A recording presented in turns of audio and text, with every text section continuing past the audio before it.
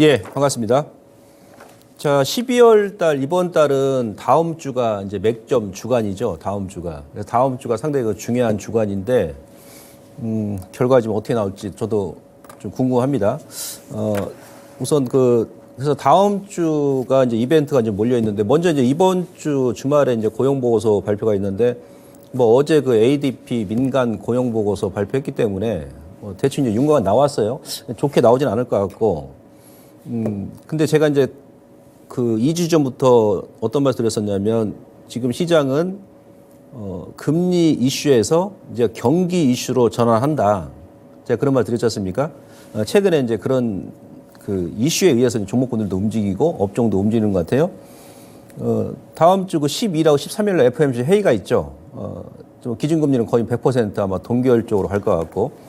근데 14일 날은 이제 만기, 다음 주 만기 주간입니다. 이벤트가 좀 몰려 있어요. 그래서 이제 맥점 주간이고, 지금 그 시장이 수급, 제가 지난 시간에 뭐 가령 이제 예를 들어서 뭐 에코포르 머티하고 뭐 두산 로봇 뭐 얘기하면서 수급의 이제 이동을 잘 보시라고 말씀드렸고, 이제 그로 인해서 이제 관련 종목군들이 이제 움직임이 좀 활달하게 지금 이번 주도 좀 바뀌고 있는데, 아마 이번 달 말까지는 이게 수급 이동이 계속 그 돌아가면서 움직일 것 같아요. 무슨 얘기냐면 최근에 이제 거래소 코스닥도 그 주가는 이제 크게 안 빠지는데 지수가 상당히 탄력적으로 저하되지 않습니까? 이게 돈이 기관도 그렇고 개인 투자분들께서도 이제 비트코인 쪽으로 막 몰린다는 얘기예요. 그러니까 다른 이제 뭐 주식 같은 경우는 이슈가 있는 종목군들 빼고는 계속 찌글찌글하죠. 이런 부분. 그래서 이런 거에 대해서 오늘 설명을 드리는데, 먼저 그 2차 전지가 또 지난주에 그 악재가 나왔잖아요. 악재와 이제 호재가 나왔었는데, 요거 제가 설명을 좀 지난주 이어서 다시 한번 드리도록 하겠습니다. 오늘 이제 강의 주제는 일부가 에코프로 BM 급등의 의미, 그리고 이제 기타 2차 전지 정밀 분석을 제가 다시 한번 해드리도록 하겠습니다. 기타라는 것은 이제 기존에 또 이제 대장주였던 뭐 포스코홀딩스라든지 뭐 삼성 SDI 그리고 LG화학 뭐 이런 종목 되겠죠. 뭐 LG 에너지 솔루션도 마찬가지. 이게 이제 다 수급의 그 이유가 있는 겁니다. 그리고 이제부터는 제가 지난주 여러분들 이제 금리 이슈에서 이제 경기 이슈로 돌아간다. 예? 2주 전부터 그 말씀 드렸지 않습니까? 그러면서 제약바이오를 관심 있게 보시라고 말씀드렸는데 공개 방송에서도 예, 한 1, 2주 지나니까 분위기가 바뀌어버리죠. 이게 이제 시장을 먼저 선점하는 거거든요. 예, 그래서 그 분위기를 먼저 좀 읽을 줄 아셔야 되고, 제가 요 시간에 이제 중간중간 말씀드리니까 잘 들으시죠. 그 에코프로 비행 같은 경우는 이제 수주가 뭐 44조니까 당연히 주가 이제 뭐 급반등이 나온 건데, 이제 그걸 떠나서 이제 동시다발적으로는 호악재가 나왔었죠. 다른 기업들은 반대로 좀 찌글찌글한데, 그 증시 격언에 이제 그런 얘기가 있습니다. 이미 시장에 알려진 악재는 더 이상 큰 악재가 될 수가 없다. 그런 얘기가 있지 않습니까? 그러니까 뭐 주식은 뭐 호재든 악재든 먼저 그 선행하는 그 경향이 있기 때문에 나중에 이제 악재가 주가가 이제 지금처럼 처절하게 빠진 구간에서, 그러니까 이렇게 빠진 구간에서 아예 그냥 나오라 악재다라면 이런 주가 이제 많이 빠진 구간에서 이게 악재가 그냥 쏟아져가지고 한 번에 나와버리기 좋습니다. 예. 그러고 나서 좀 시간이 지나고 나면 이미 주가가 많이 빠진 상태에서 악재까지 다 나왔기 때문에 나올 거는 이제 좀 시간이 지나고 나면 나중에 그게 이제 반대로 호재가 되어버린다는 얘기죠. 왜? 더 이상 이제 악재 나올 것도 없으니까. 이런 식으로 생각하시는 거예요. 자, 미국 IRA 규제 강화 내용 골자가 뭐냐면 우리는 뭐 러시아 뭐 북한하고 이제 뭐 거래할 일은 없으니까 이제 중국이죠. 결국 이제 우리보다도 이제 중국을 겨냥해가지고 의식해가지고 규제를 지금 강화한 거죠. 지금 북미에서 최종적으로 조립된 전기차에 대해서는 최대 지금 $7,500 세 공제 혜택이 지금 주어지잖아요. 예, 지금 현재 그 제공 중이죠. 제공 중이고, 내년부터 가령 이제 뭐 중국에서 그 생산한 배터리 부품에 전기차가 이제 보조금 그 대상에서 제외가 된다는데, 이게 이제 기존에 이제 25%. 예, 원래 이제 우리나라 같은 경우는 그 LG화학도 마찬가지고 뭐 다른 기업도 마찬가지예요. 포스코페트럼도 마찬가지고. 미국에서 뭐 최대 규제한다 하더라도 지분율을 최대한 50%까지는 허용하지 않겠어? 이렇게 이제 업계에서는 예상했었어요. 그러다 보니까 LG화학 같은 경우도 중국 기업하고 이제 투자 법인을 만들어서 LG화학의 지분을 뭐 49%, 중국 기업이 뭐 51% 이렇게 지금 가지고 있었거든요. 근데 이것을 이제 중국 기업 지분율이 25% 이상이다 그러면 예, 보조금 지급 안 하겠다는 얘기잖아요. 이게 이제 핵심 내용이거든요. 이번에 그 규제 강화한 내용이. 그러니까 우리나라 기업들은 이제 그 지분 조정이 불가피합니다. 보조금 받으려면 이제 방법은 그거죠. 우리나라 기업들이 중국 기업들의 지분을 추가적으로 매입하면 되는 거죠. 근데 이번에 시장에서 우려한 것은 그렇게 해버리면 최소 뭐 수천억 이상의 또 추가적인 비용이 들어가지 않겠느냐라는 그런 우려감 때문에 주가가 좀 밀렸던 것이에요. 쉽게 제가 설명을 드리자면, 근데 뭐 오늘 그 뭐 포스코 피처엠도 주가가 지금 올랐던 것이 경북 포항에 이제 설립한 전구체 그 합작 공장, 그러니까 중국 기업하고 같이 이제 합작해서 만든 공장에서 드디어 이제 그 제품 생산을 한다고 하지 않습니까? 지금 기업별로 보게 되면 그 우리나라 기업하고 중국 기업하고 지분 관계가 지금 어떻게 되냐면 대표적으로 이제 LG화학 같은 경우 중국의 하유 코발트하고 경북 구미에 지금 양극재 합작 공장을 짓고 있지 않습니까? 양사의 지분율이 그 중국 기업이 51%, LG화학이 49%거든요. 근데 이미 이 내용도 LG화학에서 원래는 4월 달에 컨콜에서 그 필요하다면 하유 코발트 지분을 전량 인수하는 방안도 고려하고 있다. 이렇게 먼저 얘기를 했어요. 올 4월 달에. 그러니까 그 혹시라도 모르니까 우리 한 50% 정도 중국과 합작 법인 지분을 가지고 있으면 미국에서 그 이상은 규제 안 하겠지라고 이제 55대5로 보통 이제 준비를 해놨는데 이번에 이제 25% 이상이게 되면 보조금을 지급 안 하겠다라고 이제 규제를 강화한 것이죠. 그래서 이제 그때 컨콜에서 필요하다면은 중국 기업 미국에서 지금처럼 25% 이상은 안 된다 그러면 그래 우리가 지금 절반을 가지고 있으니까 중국의 하유 코발트 지분을 25%더 인수해버리면 됩니다. 그죠? 예. 그리고 이제 포스코 피처엠도 마찬가지고.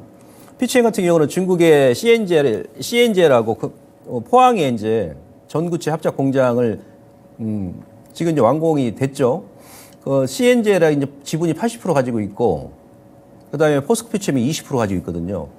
근데 그 합작 공장 처음에 이제 지을 때, 그때 이제 추가 옵션 계약을 했어요. 이 옵션 조항이 뭐냐면, 추가적으로 지분을 매입할 수 있는, 그러니까 CNGR이 지분이 80%고 포스코 피처엠이 20%인데 나중에 지금처럼 미국에서 규제를 더 강화한다 그러면 우리가 중국 기업 지분을 더 인수하겠다는 얘기예요. 미국 기준에 맞게. 예, 그래서 옵션 조항이 따로 또 만들어 놨습니다. 사실은 그 전부터. 그리고 이제 뭐 SK온하고 에코프로 같은 경우도 마찬가지예요. 에코프로는 그것 때문에 지금 찌글찌글한데 그것도 있고 이제 뭐 수급 때문에 그래요. 이따 이제 설명드리겠습니다만은 저는 또 다시 한번 이제 좀 저점 매수 구간이 아닌가 에코프로도 그렇게 보는데 SK온하고 이제 에코프로가 중국의 거린메이하고 새만금에 이제 전구체 공장을 지금 만드는데 반반이죠 반반. 그럼 SK온하고 에코프로가 추가적으로 뭐 미국 기준에 맞게 25% 인수를 해버리면 됩니다. 이게 이제 뭐 일시적으로 몇 천억 지분 인수하게 되면 뭐 비용이 발생할 수 있다는 그런 우려감 때문에 주가가 지금 빠진 건데 제가 봐서는 어차피 공장을 짓게 되면 그게 자산으로 잡히잖아요. 자산으로. 그죠? 예, 그리고 이제 한 달 동안 또 의견 수렴 기간도 있고 또 자산으로 잡히기 때문에 그게 뭐 바로 그냥 비용 발생하는 게 아니고 뭐 감가상각 연수가 있지 않습니까? 뭐 10년, 20년 동안 계속 이제 감가상각 해 나가니까. 저는 개인적으로 뭐 내년에 이렇게 한다 해가지고 국내 관련 기업들의 비용이 일시적으로 크게 늘어나고 막 그러지 않을 것으로 판단하고 있고요. 아무튼 그 우리나라 이제 미치는 관련 기업들에 미치는 영향을 지금 보게 되면 지금 이거죠. 아까 말씀드렸던 지분 조정을 지분을 이제 인수하게 되면 수천억의 비용이 들 것이다. 막말로 지금 뭐 에코프로비엠이 44조 원 수주를 한 기업이 공장 짓는데 몇 조 원 추가 설비 투자 안 하면 되겠습니까? 그죠? 예. 그리고 또 이제 뭐 내년 또 미국이 또 대선이 있고 막 정권이 바뀌면 또 어떻게 될지도 모르고 요건데 저는 이제 개인적으로 중장기적으로 봤을 때는 중국에 대한 의존도를 좀 낮추고 있고 그다음에 공급망을 다변화하고 있고 그러니까 단기적으로 이제 기업들한테 단기적으로 부담을 줄 수 있지만, 근데 이미 이제 시장이 알려졌기 때문에 어찌 보면 지금은 불확실성이 해소가 됐다. 그래서 제가 알려진 악재는 더 이상 큰 악재가 아니다. 이렇게 말씀드리는 겁니다. 오히려 이제 긍정적이다. 왜? 주가가 지금 막 오르는 수준 아니면 더 많이 올랐던 구간에서 이런 악재가 나와버리면 이제 추세적으로 이제 고점 찍고 나서 이제 하락이 나올 수 있는데 주가가 지금 처절하게 빠지지 않습니까? 이들 종목군들은. 그죠? 제가 그 전에 이제 그런 말 드렸어요. LG화학하고 삼성 SDI가 주가가 먼저 밀렸고, 그 다음에 이제 가장 많이 고점대에 빠졌기 때문에 이들 기업들의 주가가 먼저 저점이 나올 때, 뭐 에코프로든, 뭐 포스코피처엠이든, 아니 다른 전기차 관련 종목군들, 2차전지 배터리 관련 종목군들이 저점이 나올 것이다. 그런 말 드렸었는데, 지금 그렇게 지금 흐름이 움직이죠. 지금 요 포스코홀딩스하고 제가 지난주, 그러니까 전전주에는 포스코 퓨처엠 바닥 탈피 구간이다. 이따 차트 보여드릴게요. 그 다음에 지난주에는 에코프로 BM 바닥 탈피 구간이다. 이제 그런 말 드리고 이제 둘 다 급등이 나왔었죠. 이제 이들 종목군들도 이제 돌아가면서 움직일 것으로 판단이 됩니다. 왜 이제 말씀드리냐면 내년에 지금 예상 매출액이 포스코홀딩스가 뭐 83조, LG화학이 67조, 연결 기준에서요. 삼성 SDI가 이제 26조죠. 영업이익이 이제 5조, 그다음에 4조 8천억, LG화학도 지금 거의 한 5조 가까이 됩니다. 그리고 2조 3천억. 뭐 당기순이익도 마찬가지고. 예상 PER이 지금 멀티플이 포스코홀딩스가 12.8배예요. 12.8배. 예. 코스피도 지금 뭐 11배 정도 될 겁니다. 반등 나와서. LG화학도 12.60배고 SDI가 13.9배거든요. 현재 시가총액이 지금 38조고 영업이익이 이제 5조 원이 넘는데, 그다음에 LG화학은 35조, 삼성 SDI가 지금 30조 초반입니다. 이들 기업들은 성장주 아닙니까? 특히 이제 LG화학 같은 경우는 아마 내년부터는 또 신약 얘기가 나올 겁니다. LG화학 같은 경우는 이제 화학 업황 자체가 내년에 이제 돌아서는 가운데, 예? 국제 이제 화학 원재료, 뭐 나프타라든지 다른 원재료 가격도 이제 바닥을 찍었어요. 그런 가운데서 LG화학 같은 경우는 7, 8년 전에 LG 생명과학까지 흡사 합병을 했지 않습니까? 그죠? 그래서 LG화학이 단순하게 이제 2차전지 관련주로 지금 많이 부각이 되는데 내년 가면 이제 신약 재료도 많이 나올 겁니다. 성장주죠. 그러니까 뭐 2차전지, 화학, 그다음에 제약바이오 이 양 날개를 다 가지고 있는 기업이에요. SDI 같은 경우도 마찬가지고, 예. 지금 현재 시가총액이 뭐 이 정도인데, 아니, 영업이익이 4조 8천억짜리가 지금 시가총액 35조다 그러면, PER이 지금 12배고 성장주가 이 정도면은 이제 더 이상 빠질 적이 없다는 얘기예요, 주가가. 뭐 다른 악재가 막말 나온다 하더라도, 이제는 상당히 저평가라니, 포스코홀딩스도 마찬가지고, 철강업황도 내년에, 전망치가 지금, 증거사마다 다소 차이는 있습니다만, 전 개인적으로, 철강 업황도 내년에 올해보다는 더 좋아지지 않겠나, 이렇게 지금 판단을 하고 있거든요. 그래서 지금은 실적만 놓고 보더라도 이들 기업들도 이제 저평가 구간이다. 저평가 매력이 발생할 수 있는 그런 구간이다. 그렇게 여러분들께서 이해를 하시면 될 것 같고요. 잠깐 지금 차트를 좀 보시면, 자, 요 포스코 퓨처엠 잠깐 요거 좀 제가 먼저 말씀드릴게요. 지난주에 요때 제가 이제 먼저 말씀드리고, 요게 다림질 패턴이라고 했죠. 다림질 패턴. 그죠? 급등 나오고 나서 1, 2 정도 21선을 안 깨면 다시 한번 거래만 증가하면 우상향으로 뻗쳐 올라가는. 지금도 포스코 퓨처엠 같은 경우는 눌림 주게 되면 여러분들께서 분할 매수 관점에서 보시면 될 것 같고, 그 다음에 제가 지난주에 에코프로 BM을 말씀드렸지 않습니까? 예, 맥점이죠. 얘도 마찬가지. 패턴이 다림질 패턴이라고 했죠. 재료 하나 나오니까 급반등 나오죠. 근데 이번 주에 에코프로 BM이 반등이 나올 때가 딱 차트가 뭔가 지난번에 공매도 규제했을 때하고 차이점이 뭐가 있습니까? 예, 이때는 이제 121선 돌파하고 나서 바로 밀어버렸죠. 재료 관리도 선 반영됐기 때문에. 근데 이번에 차이는 뭐예요? 121선을, 이 121선, 경기선, 예, 이게 강한 저항선이거든요. 처음에 이제 깨고 나서 반등 나올 때는 한번 이게 밀어버립니다. 근데 그 다음에는 보면은 뭐 재료가 나온 것도 있습니다만은 121선을 갭으로 저항해버렸어. 거래도 뭐 크게 나온 건 아닙니다. 그러면서 직전 고점을 오전에 시가부터 돌파를 했거든요. 이건 이제 무슨 얘기죠? 무슨 얘기냐면, 에코프로 BM이 지난달, 그러니까 10월달, 11월달 초반보다는 움직임이 상당히 좀 가벼워졌네? 가벼워졌어요. 그죠? 거기다가 지금 제가 지난주에 말씀드렸습니다만은 누뚱이, 에코프로 머티가 지금 쌍봉으로 꺾이죠, 이번 주에. 두산 노보텍스도 좀 꺾이죠. 수급이 또 이제 이쪽으로 좀 이동이 하죠. 예, 그런 효과도 있다는 얘기예요. 그 120에서는 갭으로 돌파했다는 얘기는 적어도 11월 초 중순보다는 이 친구가 몸집이 이제는 많이 좀 가벼워졌다는 얘기입니다. 그래서 지금 갭 메꾸기 작업하는데 이후에 늘림 준다 그러면 다시 또 분할 매수로. 왜냐하면 지금은 이때하고 상반기 때하고 틀리다고 그랬습니다. 돌아가면 왜? 시장의 유동성이 지금 한계가 있기 때문에 뭐 비트코인으로 빠지고 금값도 막 이번 주 초반에 막 온수당 2,200달러 막 돌파하고 그랬지 않습니까? 그쪽으로 막 자금이 빠지고 그다음에 신규주로 또 유동성이 분산되다 보니까 이때하고는 틀리다는 얘기죠. 투 트랙 이따 설명드리겠습니다만은 두 종목을 공략해서 어느 한 종목을 끌고 가고 어느 한 종목은 이렇게 한번 이게 지금 저점에서 50% 급등 나온 겁니다. 제가 얘기하고 나서. 그죠? 근데 얘는 시가총액 1위 기업이잖아요. 코스닥에. 개별주가 아니잖아요. 코스닥에 삼성전자였습니까? 시가총액 1위 기업이 저점에서 50% 이렇게 올라오면 그때는 좀 센스 있게 저쪽에 잡으신 분들은 절반에 챙겨놓고 나서 다시 보는 거죠. 왜? 유동성도 상반기 때보다는 많이 분산돼 있고 그러다 보니까 지금 동시다발적 못 움직이는 거예요. 예, 이런 식으로 당분간은 이번 달 말까지 아니면 1월 중순까지는 해 나가는 게 좋죠.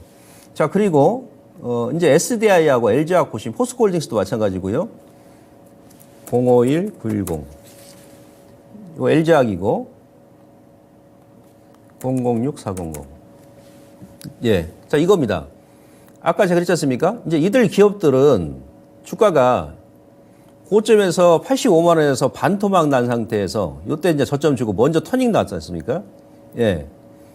고점에서 벌써 무슨 뭐 부실 기업 이익이 내년에 뭐 LG 같은 경우 거의 5조 원 가까이 되지 않습니까?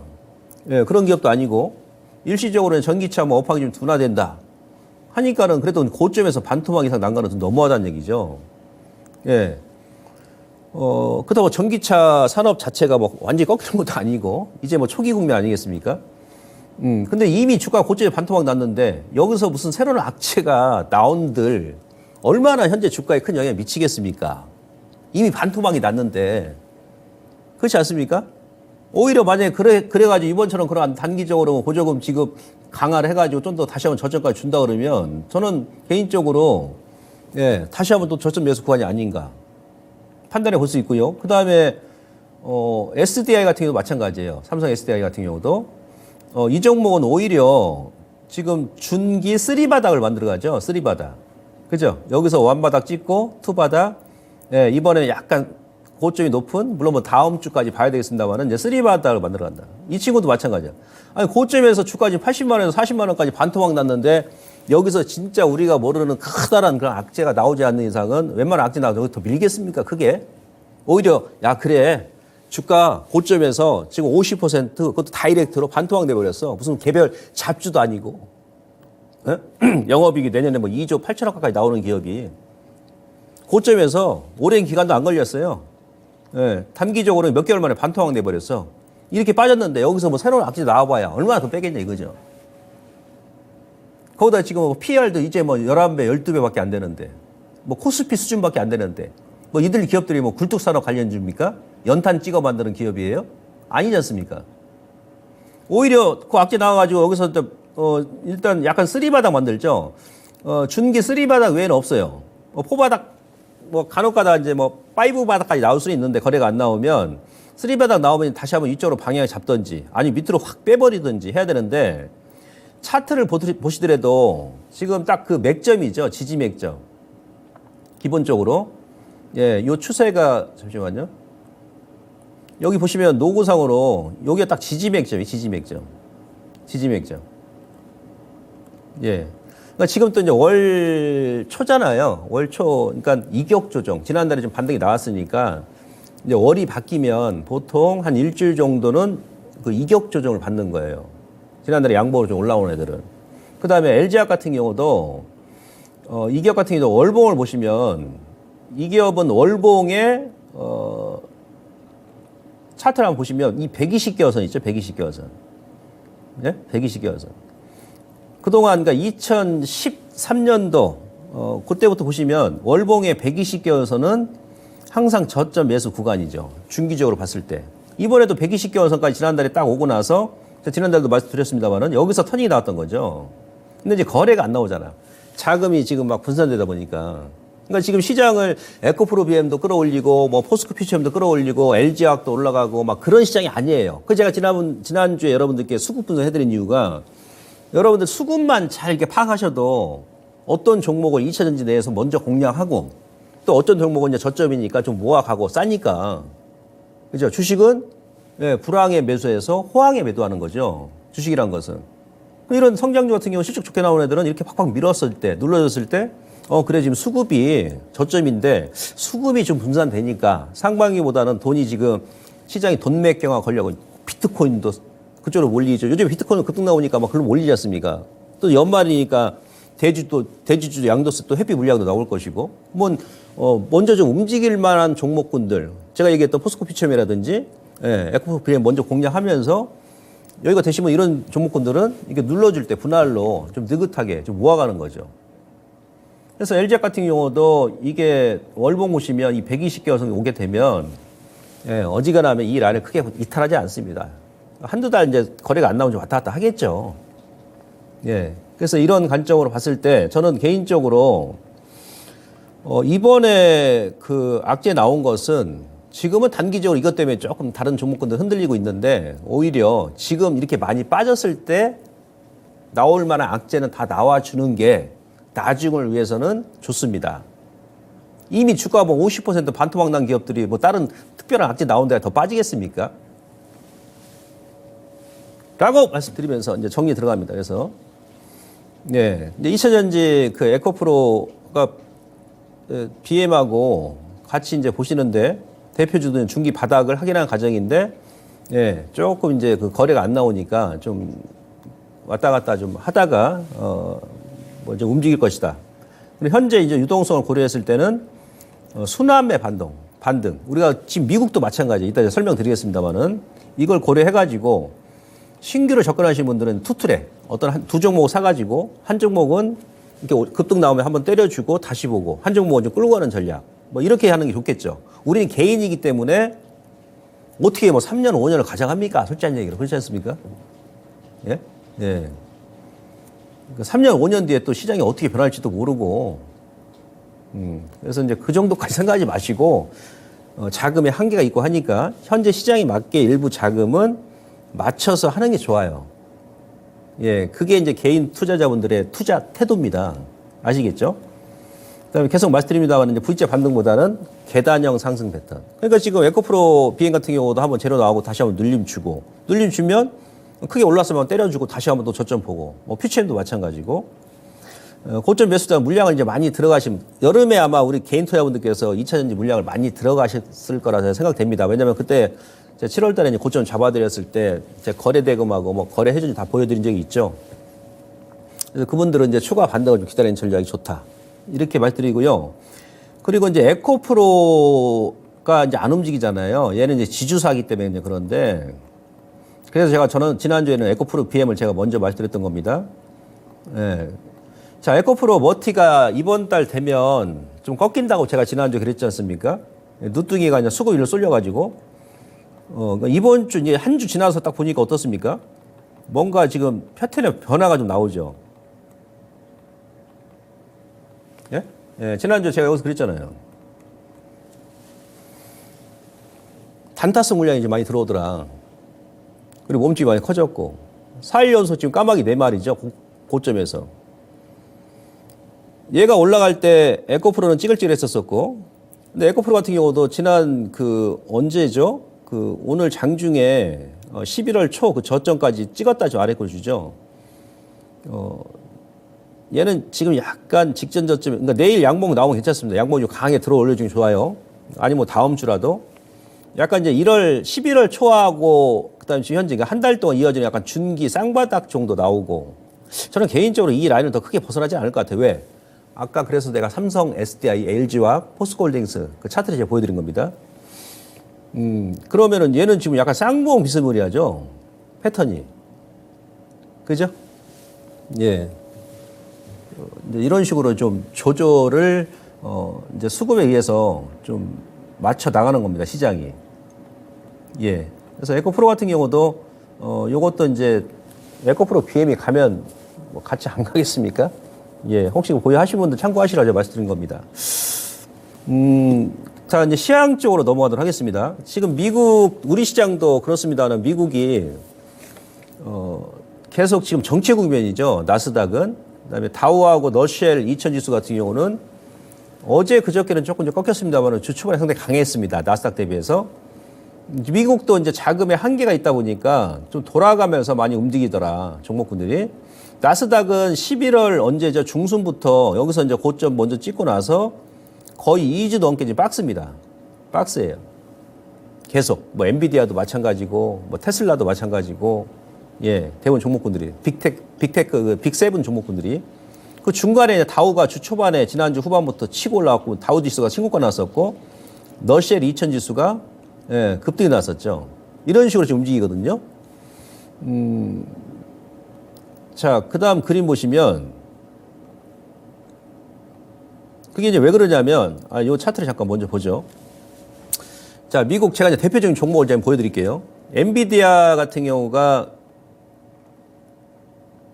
여기 있죠. 그러니까 저점을 찍고 먼저 오를 때는 이제 빅테크 애들이 먼저 끌어올렸어요. 항상 대장주가 먼저 튀어 올라와 줘야 그래야 이제 전체 지수가 바닥이 나오는 거 아니겠습니까? 예, 그래서 그동안 이제 간망했던 투자자들도 조금 이제 바닥 찍고 이제 오르는 모습 보고 수급이 들어오는 것이죠. 그 뭐 개인도 마찬가지, 기관도 마찬가지, 외국인도 마찬가지예요. 먼저 끌어올렸습니다. 근데 오른쪽 보시면은 이건 이제 IBM이에요, IBM. 다우 30개 종목이 포함된 IBM. 근데 실질적으로 엔비디아보다도 그동안 시장에 부각이 안 됐던 IBM 주가가 이번 반등에서 더 크게 올랐다는 얘기죠. IBM뿐만이 아니고 그다음에 뭐 지금 뭐 보잉 같은 경우도 보시면 사실은 이 무거운 주식들이 한 달을 넘게 5일선을 한 번도 안 깨고 지금까지 고점까지 V자로 올라와 버려요. 나이키 마찬가지고 그다음에 은행주도 마찬가지. 특히 이제 미국 나스닥 은행주 같은 경우는 은행업종입니다. 이거는 나스닥 은행업종. 예, 나스닥 은행업종 같은 경우도 저점 찍고 나서 예, 중간에 20에서 안 깨고 V자로 지금 직전 고점까지 올라오죠. 그러다 보니까 너쉘 2000 지수 뭐 은행주들이 많이 올라왔죠. 미국도 지금 엄청 빠르게 이 종목별, 업종별 순환매 장세가 좀 이어지고 있는 거예요. 지금 상당히. 그게 이제 뭐 국채 수익률 때문에 이제 그렇습니다만은 아무튼 지금 미국 시장이 이렇습니다. 그래서 실질적으로 지금 빅테크보다도 다른 그동안 이제 많이 빠졌던 종목들, 예, 그들 종목군들이 수익률이 월등히 좋습니다. 우리 시장도 지금 마찬가지예요. 이런 부분을 아시고 이제 이런 추세, 이런 패턴이 연말 내년 1월 달까지 이어질 것으로 판단이 되니까 제가 이제 말씀 계속 드렸듯이 여러분들께서 이제 지수보다도 종목에 집중하시는 것이고 그다음에 지수는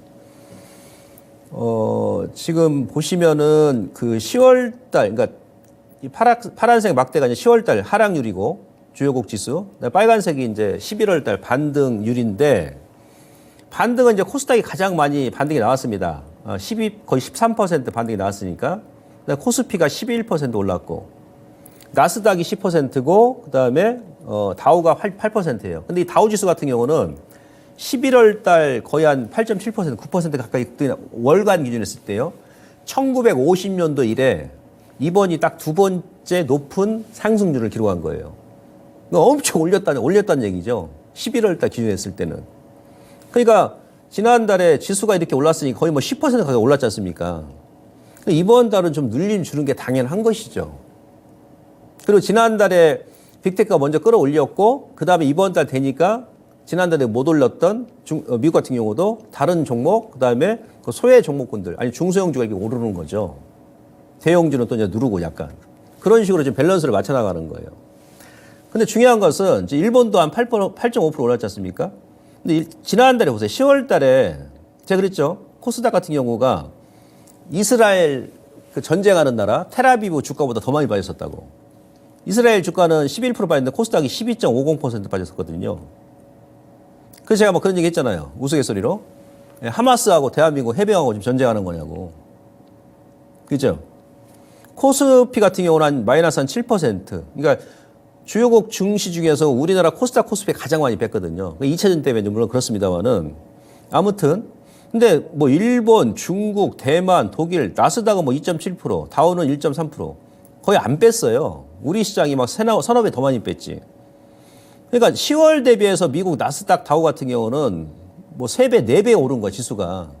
대만도 거의 3배 올랐고, 독일 같은 경우 거의 3배 올랐고, 일본도 거의 한 2.5배 올랐잖아요. 중국은 지금 뭐 찌글찌글 합니다만은.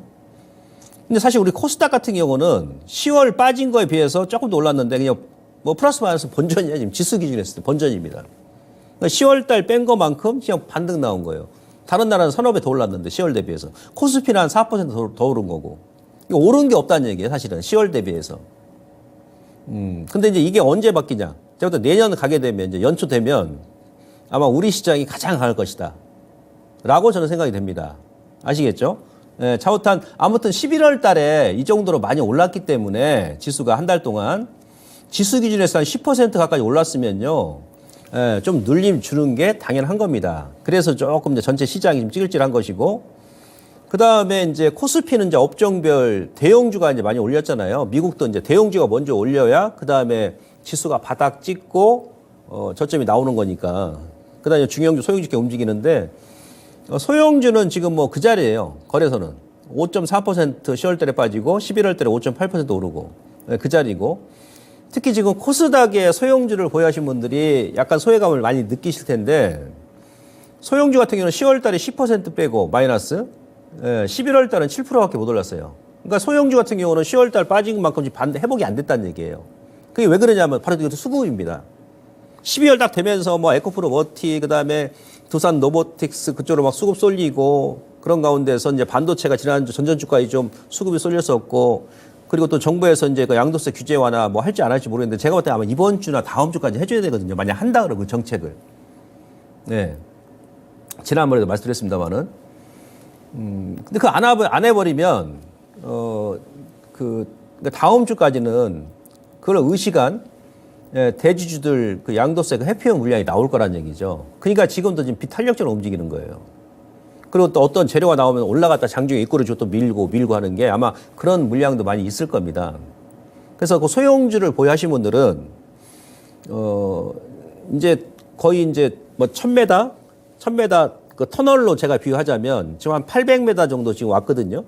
200m 남아있어. 그러니까 지금 급하게 물타기 하지 마시고 우선 좀 보유하시고, 다음 주 지나서 그때 정도 뭐 일부 뭐 추가를 한다든지 하는 게 좋습니다. 만약 양도세 규제 완화 정책을 정부에서 안 한다 그러면.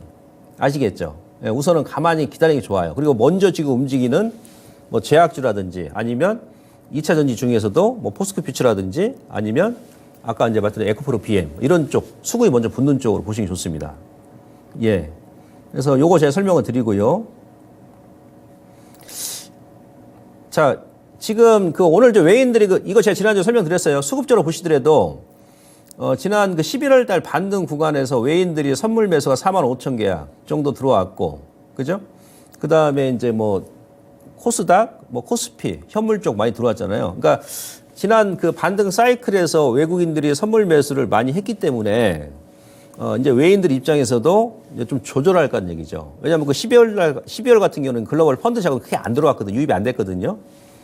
그래서 뭐 공격적으로 뭐 그전처럼 뭐 하루에 만 계약 들어오고 막 그러지는 않을 것 같고, 분할로 좀, 12월도 제가 예년 통계 보니까 외인들의 선물 매수가 꾸준하게 이어지긴 했습니다. 예, 그래서, 매수가 들어오는데 외인들도 뭐 현물이든 선물이든, 조절을 하면서 들어올 것이다.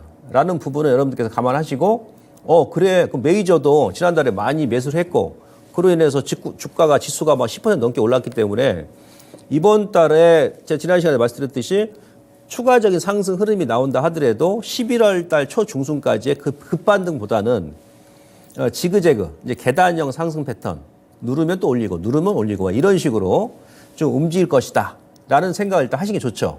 예, 그러면 이제 비중 조절, 타이밍 조절이 당연히 나올 것이고, 자, 그리고 이제 미국이 약간 좀 가열권이라는 게 완전 가열 아니에요. 지금 그림 보시면 요게 그러니까 200일선을 넘는 종목 비율 차트인데 그동안은 계속 이제 그 작년 뭐 10월달, 11월달까지는 이 중간 추세 지지선을 안 깨고 계속 움직였습니다. 8월달까지, 올 8월달까지. 9월달에 이제 이 라인을 이탈하면서 여기서 뚝 떨어져 버린 거죠. 뚝. 그래서 10월달에도 아마 이 그림 보여드렸습니다. 여기가 이제 저점이라고 10월달 저점. 그러면서 여기서 이제 V자로 올라왔어요. V자로 올라왔는데 지금 이 1년 중기 추세 그동안 지지했던 요 추세선이 이제 저항으로 자리 잡는 딱 지금 이번 주에 여기 딱 걸쳐 있는 거예요. 여기서 이렇게 뭐 갈 수도 있겠습니다만은 또 다시 한번 누를 수도 있거든요.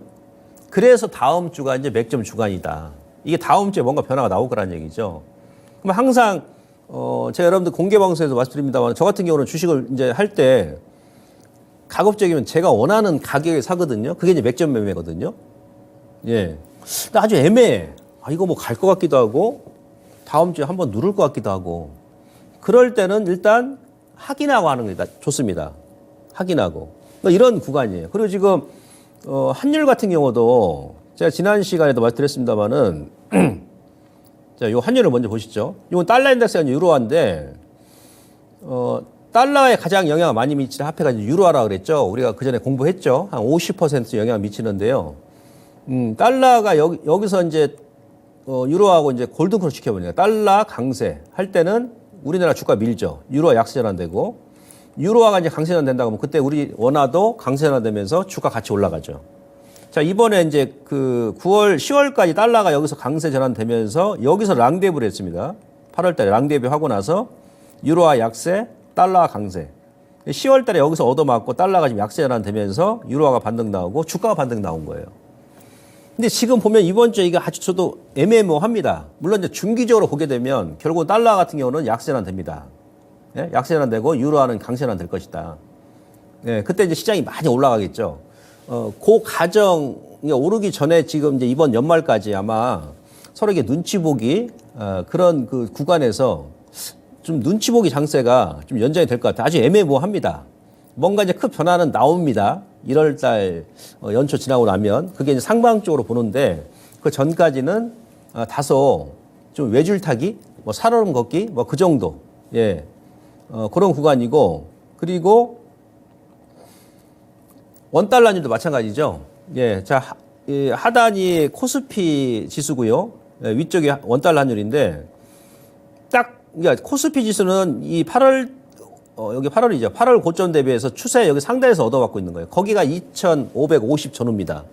갔다가 또 얻어먹고, 갔다 얻어먹고. 지금 계속 그러죠. 근데 또 원달러 환율 같은 경우는 8월 저점 대비해서 또 지지 구간이야. 오늘도 한 10원 지금 반등이 나오면서, 급반등이 나오면서 1,320원을 돌파했잖아요.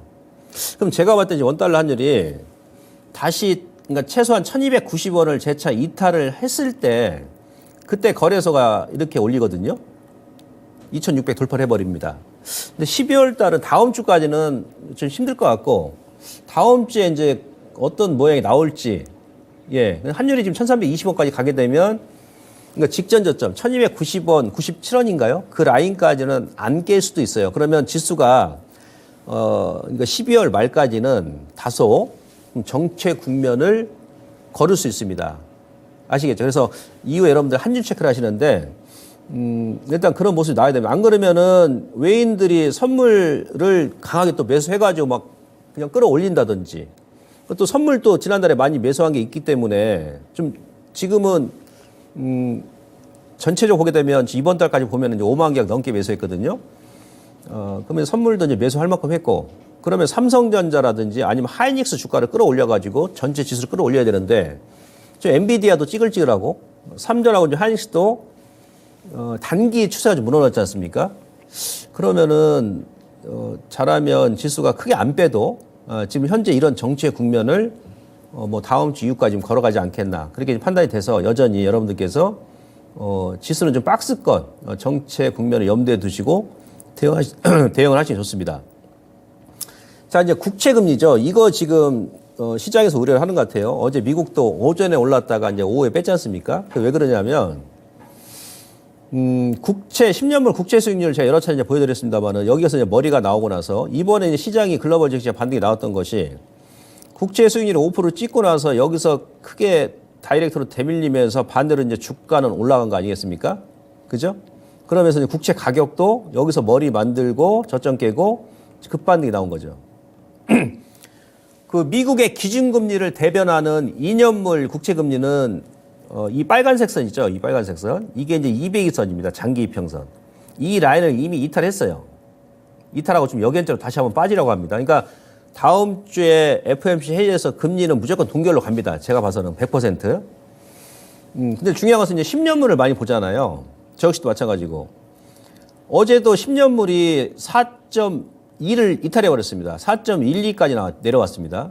그러니까 어제 오전에 미국 나스닥도 플러스 출발해가지고, 예? 예, 오후에 지금 밀어버린 거죠. 오전 시가는 다 다우 나스닥 플러스 출발한 겁니다. 근데 오후에 또 다시 밀어버리네? 그럼 무슨 얘기냐면, 지금까지 국채금리가 고점 찍고 이렇게 밀면서 국채 가격도 올라가고, 그 다음에 주가도 이렇게 V자 반등이 나왔는데, 이 10년물 국채 가격이 내일 정도, 그러니까 오늘 저녁에 한 번 더 민다 그러면 장기 이평선인 200일선 지지 구간이야. 그럼 여기서는 이제 반등이 나올 수 있단 말이에요. 반등 나오는데 국채 가격은 또 저항이네, 여기 또. 반대로. 여기서 이게 한번 얻어맞을 수 있다는 얘기죠. 그럼 얘가 빠지면서 그동안 주가는 단기적으로 올라왔는데 다시 한번 이렇게 반등이 나오면 뭐 빅테크가 됐든 뭐가 됐든 간에 한 번 더 밀리지 않겠느냐. 이런 인식이 또 있는 거예요. 이런 인식이 있고, 그 다음에 앞서도 제가 설명드렸습니다만 2주 전부터 말씀드렸잖아요. 지금 금리 이슈보다도 이제 경기 이슈로 넘어가는 거 아니겠습니까? 그러니까 국채 금리는 이제 밀릴 만큼 밀렸기 때문에 이 금리로 인해서 빅테크가 됐든 뭐가 됐든 간에 추가적으로 주가가 막 급반등 나올 수 있는 그런 이제 재료는 소진됐다는 얘기예요. 물론 미국의 지방은행 같은 경우는 국채 가격이 이제 급등이 나오면서 미실현 채권 손실이 국채 가격이 빠지면서 막 엄청나게 막 확대했었잖아요. 네? 10월까지. 그러면 주가 막 밀었던 거거든요. 근데 이제 국채 가격이 올라오니까 그 채권 손실액 자체가 많이 완화됐죠. 축소되다 보니까 그래서 이제 너셀 2000지수, 뭐 다우지수 다른 종목들이 올라오는 거거든요. 그럼 이제 어찌됐든 간에 국채 금리는 일단 반영이 됐다라고 봐요. 근데 어제 미국 시장에 또 이제 밀었던 이유가 뭐냐면 바로 이제 경기 이슈입니다. 이거예요. 제가 지난 시간에는 여러분들께 미국의 주택 지표를 보여드렸죠. 2부 말미에. 그래서 미국의 신규 주택 판매 건수, 그 다음에 30년 모기지 대출 금리, 그리고 미국의 평균 집값이 하락이 나오고 있다. 그래서 이제 시장은 금리에서 이제 경기 이슈로 넘어가는 겁니다라고 말씀드렸는데, 그저께 발표했던 미국의 그 채용 공고 건수가 연중 최저치를 기록했거든요. 873만 건을 기록했어요. 지난달은 9월달은 950만 건이었거든요. 채용 공고 건수가.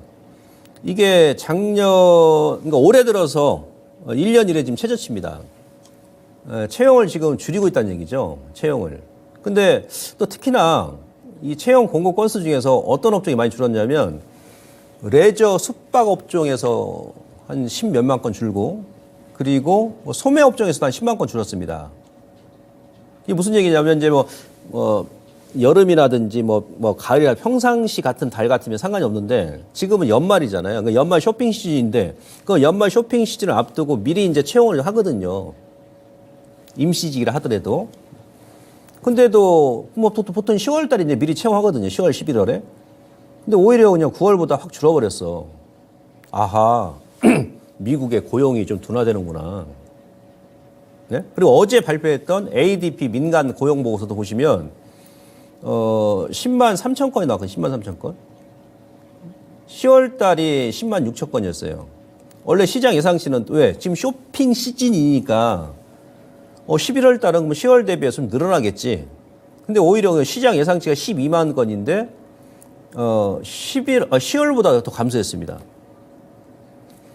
그리고 그러다 보니까 전체 실업률은 어떻게 되면 반대로 이렇게 지금 증가하면서 3.9가 나왔죠. 실업률은. 물론 이제 미국 실업률이 3.9면 완전 고용입니다. 아직도.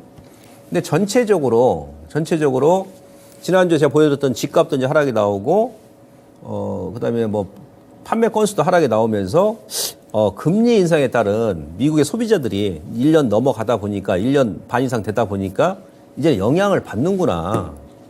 그러면서 이제 그동안 어떻게 이제 막 저축해놨던 것을 저축 해지해가지고 그걸로 이제 소비를 했었는데 보통 1년 반 지나면 어느 정도 많이 쓰지 않습니까? 그러니까 지갑이 얇아진다는 얘기예요. 그러니까 시장이 지금 어떻게 되냐면, 국채 금리가 이제 빠질 만큼 빠졌어. 빠질 만큼 빠졌어. 200일선까지 빠졌어. 여기서 반등 나오면, 요것 때문에 빠졌는데 반등 나오면 시장 좀 조정 나오겠네?